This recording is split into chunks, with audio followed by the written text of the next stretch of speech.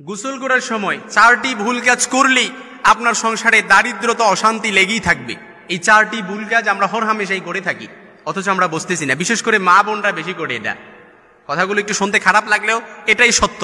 You believe that, আপনাকে এটাই বিশ্বাস করতে হবে যে গোসল করার সময় আমার মা বোনরা, আমরা তো হয়তো অনেকেই করি, কিন্তু আমাদের মা বোনরা এটা বেশি করে। গোসল করার সময় 4টি ভুল কাজ করলেই সংসারে অশান্তি দারিদ্রতা লেগেই থাকবে, অথচ আমরা বুঝতেছিও না। কারণ সংসার আমরা সবাই চাই একটা সুন্দর ফ্যামিলি বিল্ড আপ করার জন্য, একটা উন্নত ফ্যামিলি বিল্ড আপ করার জন্য।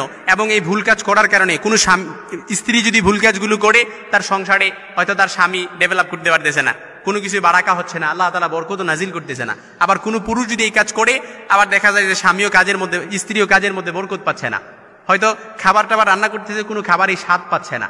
এই জন্য আমাদের মা বোনরা হোক, আবার আপনারা যারা পুরুষরাও আছেন, এই 4টি কাজ ভুল কাজ কখনোই করবেন না।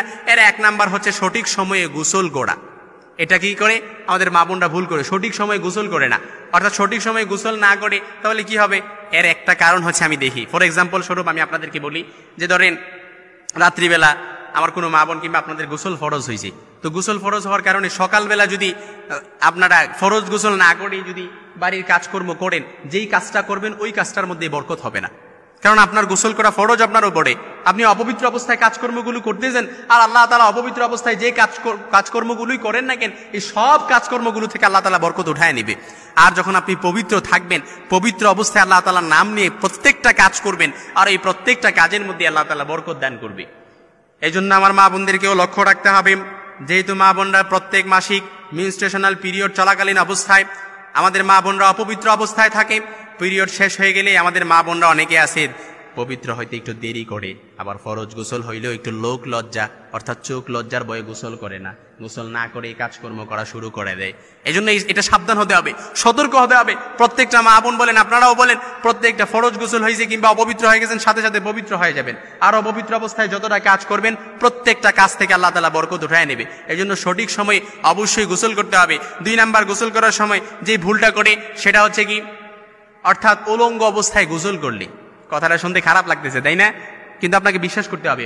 অনেকে আছে কি করে, বাথরুমে হয়তো যায়, অ্যাটাচ বাথরুম যেহেতু, উলঙ্গ অবস্থায় গোসল করে। যখন উলঙ্গ অবস্থায় গোসল করলেন, তখন শয়তান আপনার লজ্জাস্থান নিয়ে খেলা করে।